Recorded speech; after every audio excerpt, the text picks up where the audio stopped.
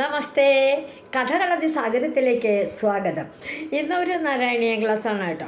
നമ്മളിപ്പോൾ 8 ദശകത്തിൻ്റെ ശ്ലോകങ്ങൾ ചൊല്ലി എനിക്കറിയാവുന്ന വിധത്തിൽ കുറച്ചൊക്കെ ഞാൻ അർത്ഥങ്ങൾ പറഞ്ഞു. അതിൻ്റെ തന്നെ മലയാള പരിഭാഷയും പറഞ്ഞു. നമ്മൾ ഏകദേശം ഒന്നും മനസ്സിലാക്കിയിട്ടുണ്ട് എന്നാണ് എൻ്റെ ഒരു തോന്നൽ.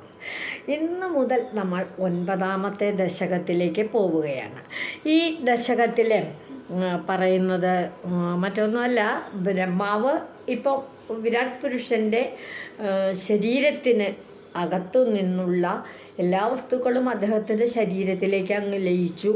മഹാപ്രളയത്തിൽ കുറ്റാക്കുറ്റിരുട്ടിൽ അങ്ങനെ ചതുർയുഗങ്ങളുടെ ഒരു നീണ്ട ഉറക്കമായിരുന്നു വിരാട് പുരുഷന്, മഹാവിഷ്ണുവിന് എന്ന് പറയാം. ആ വിരാട് പുരുഷൻ്റെ ശരീരത്തിൽ ഉൾവലിഞ്ഞ് കൂടിച്ചേർന്ന എല്ലാ വസ്തുക്കളിൽ നിന്നും കുറേ യുഗങ്ങൾ കഴിഞ്ഞപ്പോൾ, നീണ്ട ഉറക്കം കഴിഞ്ഞപ്പോൾ കാലമാകുന്ന ശക്തിയോട് അപ്പോൾ പറഞ്ഞിരുന്നു വിരാട് പുരുഷൻ, എന്നെ ഒന്ന് വിളിച്ചു ഉണർത്തണം കേട്ടോ എന്ന്. അതുപോലെ വിളിച്ചു ഉണർത്തി കഴിഞ്ഞപ്പോൾ അദ്ദേഹം ചുറ്റുമൊക്കെ നോക്കിയപ്പോൾ കുറ്റിയിട്ട് ഒന്നും തന്നെ കാണാനില്ല.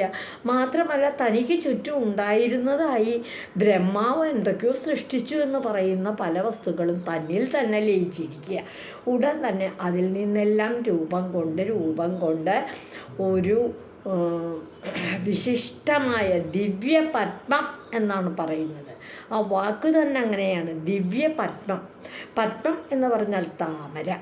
ആ ദിവ്യമായ ഒരു താമരപ്പൂ ഇങ്ങനെ പൊക്കിളിലൂടെ, നാഭിയിലൂടെ ഒരു താമരപ്പൂ ഇങ്ങനെ വളർന്ന് തണ്ട് മേലോട്ട്. അപ്പോൾ വിരാട് പുരുഷൻ ഇങ്ങനെ ജലഗർഭശായി വെള്ളത്തിലിങ്ങനെ മുങ്ങിക്കിടന്നിട്ടാട്ടോ ഉറക്കം. അങ്ങനെ വന്ന് ആ നാരത്തിൽ, വെള്ളത്തിൽ ഉറങ്ങിക്കിടക്കുന്നത് കൊണ്ടാണ് ഭഗവാന് നാരായണൻ എന്ന പേര് തന്നെ ഉണ്ടായത്. നാരത്തിൽ ഉറങ്ങുന്നവൻ നാരായണൻ. ആ നാരായണനിൽ ഇങ്ങനെ താമരപ്പൂ മൊട്ട് പൊങ്ങി വന്ന് വെള്ളത്തിന് മുകളിലേക്ക് എത്തിക്കഴിഞ്ഞപ്പോൾ താമരപ്പൂ പതുക്കെ വിരിയാനായിട്ട് തുടങ്ങി. അപ്പോൾ മഹാപ്രളയത്തിലാകെ കൂരിരുട്ടങ്ങ് മാറി പ്രകാശമങ്ങ് പരന്നു. ആ വിരിഞ്ഞ പൂവിൽ നിന്ന് വിധി ആവിരാസീത്. വിധി എന്ന് പറഞ്ഞാൽ ആരാ? ബ്രഹ്മാവ് ആ താമരപ്പൂവിൽ അതോടൊപ്പം അങ്ങ് അവതരിച്ചു. അദ്ദേഹം നോക്കുമ്പോഴും ചുറ്റും ഒന്നും കാണാനില്ല. ചുറ്റും പ്രളയം. ഇങ്ങോട്ട് നോക്കി ഒരു തല, അപ്പം അവിടെ ഒരു തല, ഈ ഭാഗത്തേക്ക് ഒരു തലയെ. അത് കഴിഞ്ഞ് നേരെ നോക്കി, എത്താവുന്ന ദൂരമൊക്കെ നോക്കി, ഒന്നുമില്ല കാണാൻ. ഇങ്ങോട്ട് നോക്കി, അത് കഴിഞ്ഞ് കഴുത്തൊന്നങ്ങോട്ട് തിരിച്ചു പുറകുവശത്തെ. അങ്ങനെ 4 വശത്തേക്കും അങ്ങോട്ടും ഇങ്ങോട്ടും ഒക്കെ, മുൻവശത്തേക്ക്, പുറകുവശത്തേക്ക്, ഇടതുവശത്തേക്ക്, വലതുവശത്തേക്ക് തിരിഞ്ഞ് നോക്കി. അങ്ങനെ 4 ശിരസ് ബ്രഹ്മാവിനുണ്ടായി എന്നാണ് പറയുന്നത്. അങ്ങനെയാണ് അദ്ദേഹം നാൻമുഖനായത് എന്ന് പറയുന്നു. അത്തരത്തിലുള്ള കാര്യങ്ങളൊക്കെ പറയുന്ന ഈ ദശകത്തിലെ ശ്ലോകങ്ങളിലേക്ക് നമുക്ക് നോക്കാം, വായിക്കാനായിട്ട് തുടങ്ങാം. എല്ലാവരും പുസ്തകം നിവർത്തി നോക്കുകയും അതോടൊപ്പം ശ്രദ്ധിക്കുകയും കൂടി ചെയ്താൽ നമുക്ക് ഇത്തിരി വയ്ക്കായിട്ട് മനസ്സിലാവുന്നതാണ് എൻ്റെ ഒരു തോന്നൽ. ഓം നമോ ഭഗവതേ വാസുദേവായ. ഓം നമോ ഭഗവതേ വാസുദേവായ. ഓം നമോ ഭഗവതേ വാസുദേവായ. ഓം നമോ ഭഗവതേ വാസുദേവായ. നമുക്ക് 1ാമത്തെ ശ്ലോകത്തിലേക്ക് പോകാം. 9ാമത്തെ ദശകം ബ്രഹ്മാവിൻ്റെ തപസ്. അത് കഴിഞ്ഞിട്ട് അദ്ദേഹത്തിൻ്റെ ഭുവന നിർമ്മിതി. ഭുവനം എന്ന് പറഞ്ഞാൽ ഭൂമി, ഭൂലോകം. 8ാമത്തെ ദശകത്തിൽ കാണിച്ച പ്രകാരം പ്രാദുർഭൂതനായ പത്മജൻ്റെ, അതായത് ബ്രഹ്മാവിൻ്റെ അനന്തര വ്യാപാരങ്ങൾ, ബ്രഹ്മാവിനെ ഏൽപ്പിക്കുന്ന ജോലികൾ, സൃഷ്ടികർമ്മങ്ങൾ അങ്ങ് അദ്ദേഹം ആരംഭിക്കാൻ പോവുകയാണ്. ഈ ശ്ലോകം ശ്രദ്ധിക്കൂ. അതിമനോഹരമായ ഇമ്പത്തിൽ ഈ ശ്ലോകങ്ങൾ പലരും പാടുന്നത് ഞാൻ കേട്ടിട്ടുണ്ട്. എനിക്കറിയാവുന്ന വിധത്തിൽ ഞാനും ശ്ലോകം ചൊല്ലും. സ്ഥിതസ്സ കമലോദ്ഭവസ്തവ ഹി നാഭിപങ്കേരുഹേ കുതസ്വദിതമംബുദാവുദിതമിത്യാനാലോകയൻ തതീക്ഷണ കുതൂഹലാത് പ്രതിദിശം വിവർത്തനന ചതുർവദനതാമഗദ്ദി മഗദ്വികസദൃഷ്ടദൃഷ്ട്യംബുജം. അതായത് സ്ഥിതസ്സ കമലോദ്ഭവ തവ നാഭിപങ്കേരുകേ ഹി സ്ഥിത തവ പത്മജന്മാവ് കമലോദ്ഭവം, കമലം താമര, കമലോദ്ഭവൻ കമലത്തിൽ ഉത്ഭവിച്ചവൻ, അതായത് ബ്രഹ്മാവ്. സ കമലോത്ഭവ ആ താമരപ്പൂവിൽ ആവിർഭവിച്ചവൻ, ആ ബ്രഹ്മാവ് എന്താണ്? അങ്ങയുടെ നാഭി പങ്കേരുഹേ, നാഭി കമലത്തിൽ നിന്ന് ഇരുന്നു കൊണ്ട് അങ്ങനെ താമരപ്പൂ വിരിഞ്ഞു. അപ്പം അതിലങ്ങോട്ട് ഇരുന്നു. അങ്ങനെ ഇരുന്നിട്ട് അംബുദൗ ഇതം കുതസ്വിദുദിതം ഇതി, സമുദ്രത്തിൽ, അതായത് ചുറ്റും മഹാപ്രളയമാണ്, ആ സമുദ്രത്തിൽ ജലസമൂഹത്തിൽ ഈ താമരപ്പൂവ്, ഈ താമരപ്പൂ ഒന്നും കാണാനില്ല. ഒരു താമരപ്പൂവ് താനിങ്ങനെ ഇരിക്കട്ടെ. ആ താമരപ്പൂവ് ഈ കാണുന്ന ഈ സമുദ്രത്തിൽ, ഈ ജലാശയത്തിൽ ഈ താമരപ്പൂവ് ഇതിപ്പോൾ എവിടുന്ന് ഉണ്ടായേ? ഇതിൻ്റെ ഒന്ന് വേറെ എന്നാൽ ഇതിന് കൂട്ടായിട്ട് ഒരു ഇലയോ മൊട്ടോ മറ്റോ ഒന്ന് കൂടെയോ ഒന്നും കാണാനില്ല. ഈ ഒരു താമരപ്പൂ ഇതിപ്പോൾ എവിടുന്നാ വരണേ? ഇതിൻ്റെ തണ്ട് ഇങ്ങനെ കുറച്ചേ പൊങ്ങിയിട്ടുണ്ട്, വിരിഞ്ഞിട്ടുണ്ട്, താൻ അതിലിരിക്കണുണ്ട്, ഇത്രയും കാണാനുള്ളൂ.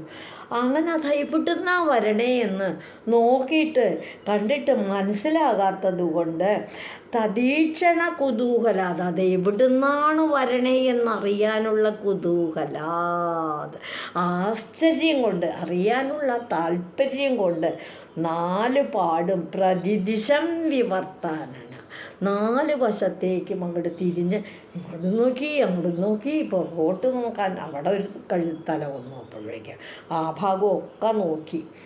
വികസദൃഷ്ടദൃഷ്ട്യംബുജാം, വിടർന്ന താമരപ്പൂക്കൾക്ക് തുല്യങ്ങളായ 8 കണ്ണുകൾ. ബ്രഹ്മാവിന് 4 തല 4 ഭാഗത്തേക്ക് ഉണ്ടായതോടുകൂടി ഈ 2 കണ്ണുകൾ വെച്ച് 8 കണ്ണുകൾ താമരപ്പൂവിൻ്റെ ഇതൾ പോലെ മനോഹരമായി നീണ്ടിടപെട്ട ബ്രഹ്മാവിൻ്റെ 8 കണ്ണുകൾ ഇങ്ങനെ 4 പാടും തിരിഞ്ഞ് നോക്കി.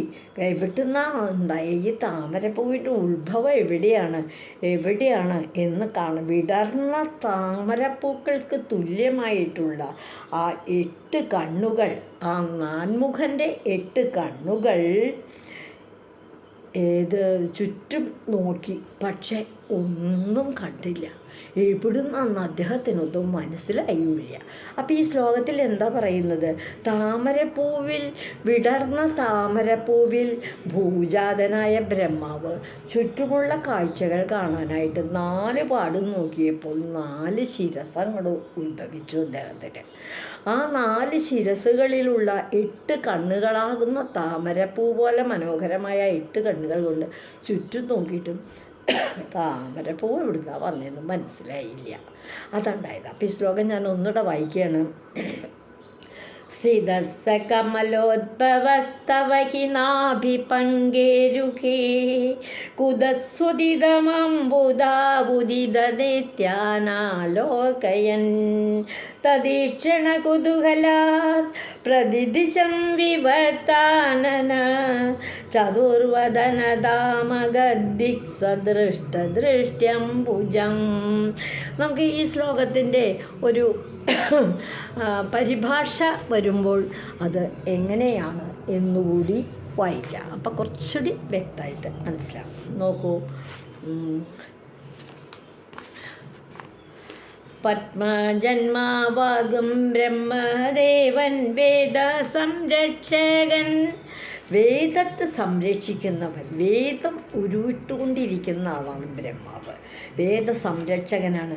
പത്മജന്മാവാകം ബ്രഹ്മദേവൻ, താമരപ്പൂവിൽ ജന്മം കൊണ്ട ആ ബ്രഹ്മദേവൻ വേദ സംരക്ഷകൻ.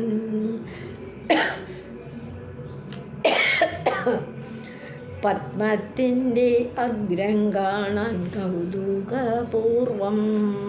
താമരപ്പൂവിൻ്റെ ഉത്ഭവം എവിടെയാണ് എന്ന് കാണാനായിട്ട് അത്ഭുതത്തോടുകൂടി നാലുപാടും തിരഞ്ഞപ്പോൾ നാരായണാത്യത്ഭുതം നാൻമുഖനായി പത്മനയനായി. നാലുപാടും നോക്കി പത്മ ഇതായിട്ട് എന്താ പറയണേ, പത്മസമനയനായി, താമരപ്പൂവിൻ്റെ ഇതൾ പോലെ മനോഹരമായ കണ്ണുകളോട് കൂടിയവനായി. രണ്ടാമത്തെ അയ്യോ വല്ലാണ്ട് വിഷമാവണമല്ലോ ഗുരുവായൂരപ്പ.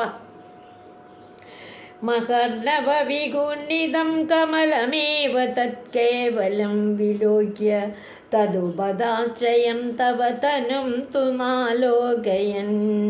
കഹേഷ കമലോദരീ മഗധി നിസ്സഹായയോ ഹ്യഹം കുതസ്വദിതമംബുജം സമജനീതി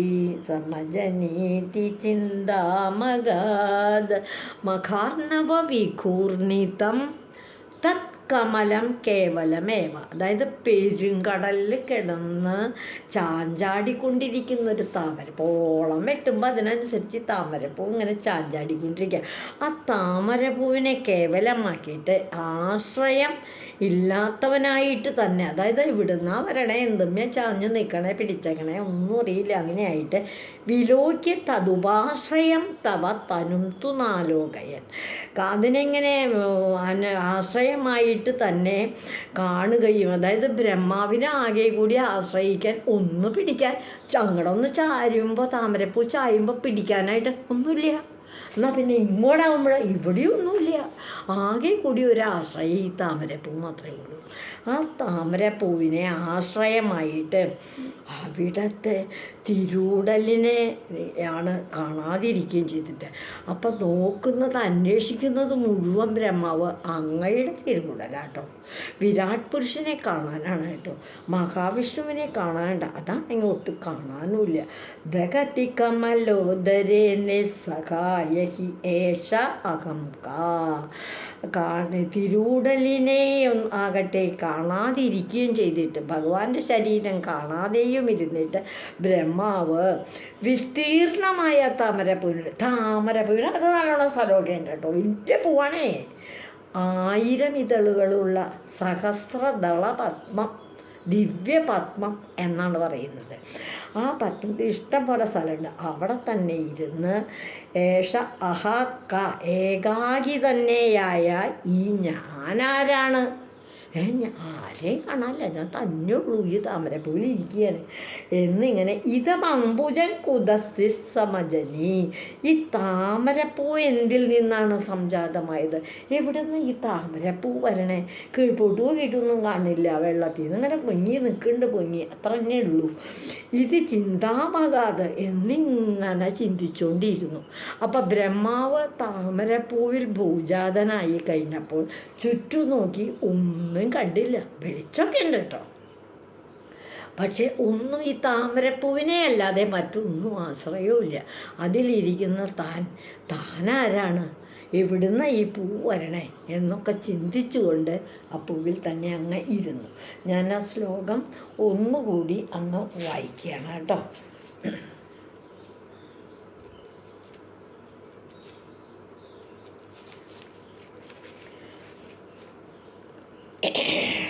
മകാണ്ഡവവികുന്നിതം കമലമേവ തത്കേവലം വിലോക്യ, അതായത് തത്കേവലം വിലോക്യ, താൻ ആരും ആശ്രയമില്ല, ഈ താമര മാത്രം ഉള്ളൂ തനിക്ക് ആശ്രയം എന്ന് വിലോക്യ മനസ്സിലാക്കിയിട്ട്. മകാണ്ഡവവികുന്നിതം കമലമേവ തത് കേവലം വിലോക്യ തദുപാശ്രയം തവ തനും തു നാലോകയൻ ഏഷ കമലോദരേ മഹതി നീസകായോഹ്യഹം കുതസ്വദിതമംബോജം സമജനീതി തീ ചിന്താമഗാത്. ഇങ്ങനെ ചിന്തിച്ചുകൊണ്ടിരുന്നു, ഞാൻ എവിടുന്നാ വന്നേ, ഈ താമരപ്പൂ എവിടുന്നാ വരണേ എന്നൊക്കെ ചിന്തിച്ചുകൊണ്ട് അതിലങ്ങനെ ഇരുന്നു. അതിൻ്റെ പരിഭാഷയൊന്ന് കേൾക്കും. കടലിലെ ഓളങ്ങളിൽ ചാഞ്ചാടുന്ന താമരയേ, കടലിലെ ഓളങ്ങളിൽ ചാഞ്ചാടുന്ന താമരയെ കണ്ടു, പക്ഷേ ഭഗവാനെ കണ്ടതുമില്ല. ഓളങ്ങളിൽ ചാഞ്ചാടുന്ന താമരപ്പൂവിനെ കാണാണ്ട്, പക്ഷെ ഭഗവാനെ കാണാനില്ലല്ലോ. താനാരാണ്, താമര തന്നുത്ഭവവും ഏതാണെന്ന ഞാനാരാണ് എന്ന് ബ്രഹ്മാവ് ചിന്തിച്ചു. ഞാനിരിക്കുന്ന ഈ താമരയുടെ ഉത്ഭവം എവിടെയാണ് എന്നും ചിന്തിച്ചു. ചിന്തയിലായി ബ്രഹ്മദേവൻ, ആശ്ചര്യം തന്നെ. ബ്രഹ്മദേവൻ ഇങ്ങനെ ചിന്തിച്ചു, ഞാനാരാണ്, ഈ പൂവാരാണ് എന്നൊക്കെ. അത് അടുത്ത 3-ാമത്തെ ശ്ലോകത്തിലേക്ക് പോയി. അമോക്ഷി സരോരുക കിമഭികരണം സംഭവേ ഇതി സ്മകൃത നിശ്ചയ സകലു നാളരന്ധ്രാത്മന നാളരന്ധ്രധ്വന അമൂഷ്യ സരോരുഹ കിമപി കാരണം സംഭവേ ഇതി സ്മകൃത നിശ്ചയ സഖലു നാളരന്ധ്രധ്വന സ്വയോഗബലവിദ്യയ സമവരോഢവാൻ പ്രൗഢതി സ്വദീയമതിമോഹനം ധാതുകളേബരം ദൃഷ്ടവാൻ. എന്താ ഈ പറയുന്ന? അമൂഷ്യ സരോരുഹ കിമപി കാരണം സംഭവേത് ഹി. ഈ താമരപ്പൂവിന് ഒരു കാരണം, അതായത് ഒരാശ്രയം തീർച്ചയായിട്ടും ഉണ്ടായിരിക്കും. വെറുതെ ഇങ്ങനെ പൊട്ടിമുളച്ചു വരുമൊന്നുമില്ല. എന്തെങ്കിലും ഒരു ആധാരം, എന്തെങ്കിലും ഒരു ആശ്രയം. ആമൂഷ്യ സരോരുഹ, ഈ താമരപ്പൂവിന് കിമപി കാരണം സംഭവാത്, ഇതിങ്ങനെ ഉണ്ടായി വരാൻ എന്തോ ഒരു ആശ്രയം, ഒരടിസ്ഥാനം, ഒരു ആധാരം തീർച്ചയായിട്ടും ഉണ്ടാവും. ഇതി സ്മകൃത നിശ്ചയ എന്നങ്ങടെ ഉള്ളിൽ ഉറപ്പിച്ചു. എന്തോ ഒന്നുണ്ട് ഈ താമരപ്പൂവിന് വളരാനായിട്ട് എന്ന് ഉള്ളിൽ ഉറപ്പിച്ചുകൊണ്ട് പ്രൗഢതി സഖലു, പ്രൗഢതിൻ്റെ ബുദ്ധി സാമർഥ്യമുള്ള അദ്ദേഹം. ഈ ബ്രഹ്മാവ് നല്ല ബുദ്ധിയുള്ള ആളാണ്. അതാണ് പ്രൗഢതി എന്ന് പറയുന്നത്. ആ ബുദ്ധിയൊക്കെ ഉള്ള നല്ല ബുദ്ധിയുള്ള ബ്രഹ്മാവ് വിചാരിച്ച് അങ്ങനെ ചുമ്മാ ഒന്നും ഉണ്ടാവില്ല താമര. ഇതിനെന്തോ ആധാരമായിട്ടുണ്ട്, ആശ്രയമായിട്ടുണ്ട്, അടിസ്ഥാനമായിട്ടുണ്ട്. അതെന്താണെന്ന് ഞാൻ മനസ്സിലാക്കിയിട്ടില്ല, കണ്ടില്ല എന്നേ ഉള്ളൂ. എന്നങ്ങോട്ട് ഉറപ്പിച്ച് ചിന്തിച്ചിട്ട് സ്വയോഗബലവിദ്യയ നാളരന്ധ്രധ്വന, തൻ്റെ ആ സ്വയോഗം, തൻ്റെ യോഗശക്തി കൊണ്ട് കുറേ സമയം ചതുർയുഗങ്ങളൊക്കെ ഉറങ്ങിയ വിരാട് പുരുഷനോടൊപ്പം ലയിച്ചുറങ്ങിയല്ലോ. ആ യോഗശക്തി കൊണ്ട്, തപശക്തി കൊണ്ട് എന്ത് സംഭവിച്ചു? ജ്ഞാനശക്തി നേടി അദ്ദേഹം. ആ ജ്ഞാനശക്തി കൊണ്ട് ഈ താമരത്തണ്ടിൻ്റെ, താമരപ്പൂ ഇങ്ങനെ വളർന്നു നിൽക്കുന്ന തണ്ടുണ്ടല്ലോ, ആ തണ്ടിന് ഇടയ്ക്കിടയ്ക്ക് സുഷിരങ്ങളുണ്ട്. ആ സുഷിരങ്ങളിലൂടെ ഇത് പെട്ടെന്ന് ആ പൊട്ടി മുളച്ചൊന്നും അറിയണമല്ലോ എന്ന് കരുതിയ താമരത്തണ്ടിൻ്റെ സുഷിരങ്ങളിലൂടെ കീഴ്പോട്ടേക്ക് അങ്ങോട്ട് ഇറങ്ങിപ്പോയി ബ്രഹ്മാവ്. വെറുതെ ഒന്നും ഇരുന്നില്ല, കണ്ടുപിടിച്ചേ പറ്റൂ എന്ന് കരുതിയ താമരപ്പൂവിൻ്റെ തണ്ടിൻ്റെ ഉള്ളിലേക്ക് അങ്ങോട്ട് ഇറങ്ങിപ്പോയി. സമവരൂഢവാൻ, അതാ സുഷിരങ്ങൾ വഴി അങ്ങോട്ട് ഇറങ്ങി അതാണ് നാളരന്ധ്രാത്മന. നാളം എന്ന് പറയുന്ന താമരത്തണ്ട്, അതിൻ്റെ രന്ധ്രം ദ്വാരങ്ങളിലൂടെ കീഴ്പോട്ടേക്ക് ഇറങ്ങി അങ്ങോട്ട് പോയി. അതിമോഹനം തുദീയം, അത്യന്തം മനോഹരമായ അവിടത്തെ ആ തിരുവുടൽ കണ്ടെത്തുക. എന്താ ലക്ഷ്യം? ഈ താമരപ്പൂ ഉണ്ടായ അങ്ങയുടെ ആ ശരീരം, മനോഹരമായ ആ ഉടൽ എന്ന് പറഞ്ഞ ശരീരം, ആ തിരുവുടൽ കണ്ടെത്തുക എന്ന ലക്ഷ്യത്തോടെ താമരപ്പൂവിൻ്റെ ദ്വാരങ്ങളിലൂടെ, രന്ധ്രങ്ങളിലൂടെ കീഴ്പോട്ട് ഇറങ്ങിപ്പോയെങ്കിലും കണ്ടെത്താൻ ഒട്ടും പറ്റിയുമില്ല. പോയി കുറേ ദൂരം, ഇത്രയേ ഉണ്ടായുള്ളൂ. അപ്പോൾ ഈ ശ്ലോകത്തിൻ്റെ അർത്ഥം എന്താ പറയുന്നത്? താമരപ്പൂവിനൊരടിസ്ഥാനം ഉണ്ടാകും, ഒരു അടിത്തറയുണ്ടാകും. അത് കണ്ടെത്താൻ വേണ്ടി താമരപ്പൂവിൻ്റെ തണ്ടിലുള്ള സുഷിരങ്ങളിലൂടെ ബ്രഹ്മാവ് കീഴ്പോട്ട് ഇറങ്ങിപ്പോയി. ഒരുപാട് ദൂരമൊക്കെ പോയി. പക്ഷേ അങ്ങയുടെ ശരീരത്തിൽ നിന്നാണ് ഈ താമരപ്പൂ ഉണ്ടായത്. അപ്പം അവിടുത്തെ ഭഗവാനെ, വിരാട് പുരുഷ മഹാവിഷ്ണു, അങ്ങയുടെ തിരുവുടൽ കണ്ടെത്താൻ വേണ്ടിയേ പോയത്. പക്ഷെ അതൊട്ട് കാണാനായിട്ട് ബ്രഹ്മാവിന് സാധിച്ചില്ല.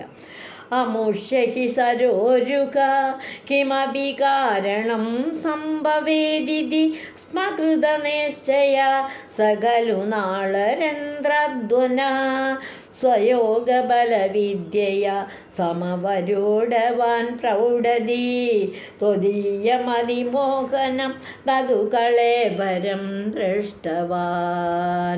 കണ്ടെത്താനായിട്ട് സാധിച്ചതും ഇല്ല. ഈ വരി പരിഭാഷ എന്ത് പറയണു നോക്കാം. താമര തന്നാശ്രയത്തെ കണ്ടെത്തുവാൻ ബ്രഹ്മദേവൻ. താമരയുടെ അടിസ്ഥാനം, ആശ്രയത്തെ കണ്ടെത്താനായിട്ട് ബ്രഹ്മദേവൻ താമര തൻ തണ്ടിലൂടെ താഴോട്ടിറങ്ങി. താമര സംഭവൻ പക്ഷേ, താമരയിൽ ഉത്ഭവിച്ച താമര സംഭവൻ പക്ഷേ കണ്ടതില്ല അവിടത്തെ താമരയും തോറ്റിടുന്ന ദിവ്യ പൂമേനി. താമരപ്പൂ പോലും തോൽക്കുന്ന അങ്ങയുടെ ആ ദിവ്യമായ തിരുമേനി, ആ തിരുവുടൽ ബ്രഹ്മാവിനൊട്ട് കണ്ടെത്താനും സാധിച്ചതില്ല. ഇന്ന് ഈ 3 ശ്ലോകങ്ങൾ വ്യാഖ്യാനിച്ച് ഇവിടെ നിർത്തുകയാണ്. ഇന്നിപ്പോൾ നമ്മൾ ഈ പരിഭാഷ ഇവിടെ ഈ വിശദീകരണം, ഈ നാരായണീയ പാരായണം ഇവിടെ നിർത്തുകയാണ്. ഇന്ന് നമ്മൾ പറഞ്ഞിട്ടുള്ള എല്ലാ പദങ്ങളും ബ്രഹ്മാവിൻ്റെ സൃഷ്ടി അങ്ങ് തുടങ്ങാൻ. ബ്രഹ്മാവ് ഇപ്പോൾ ജനിച്ചു, ആവിർഭവിച്ചു താമരപ്പൂവിൽ. ആ താമരപ്പൂവിൻ്റെ ഉത്ഭവം കാണാനായിട്ട് താമരത്തണ്ടിലൂടെ കീഴോട്ടിറങ്ങിയ ബ്രഹ്മാവിന് അത് ഉത്ഭവിച്ച മഹാവിഷ്ണുവിൻ്റെ തിരുവുടൽ കാണാനായിട്ടിട്ട് സാധിച്ചില്ല. ഇന്ന് ഞാനിവിടെ പറഞ്ഞ എല്ലാ പദങ്ങളും ഭഗവാനെ ഗുരുവായൂരപ്പ അങ്ങയുടെ പാദങ്ങളിൽ തന്നെ സമർപ്പിക്കുക കേട്ടോ. ഈ കേൾക്കുന്ന ഈ നാരായണീയ പാരായണം കേൾക്കുന്നവരുടെ ഉള്ളിലേക്കെല്ലാം ഭഗവാനെ അങ്ങ് ഇറങ്ങിച്ചെല്ലണം കേട്ടോ. അവർക്കും ഭക്തി ഉണ്ടാവണ്ടേ. ഓം നമോ ഭഗവതേ വാസുദേവായ. സർവത്ര ഗോവിന്ദ നാമ സങ്കീർത്തനം. ഗോവിന്ദ ഗോവിന്ദ. ശ്രീ ഗുരുവായൂരപ്പ ശരണം.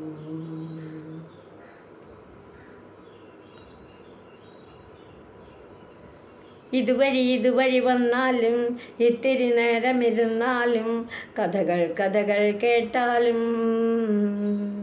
കളിയായി പറയും കഥയാണേ, കാര്യം പറയും കഥയാണേ. എല്ലാവർക്കും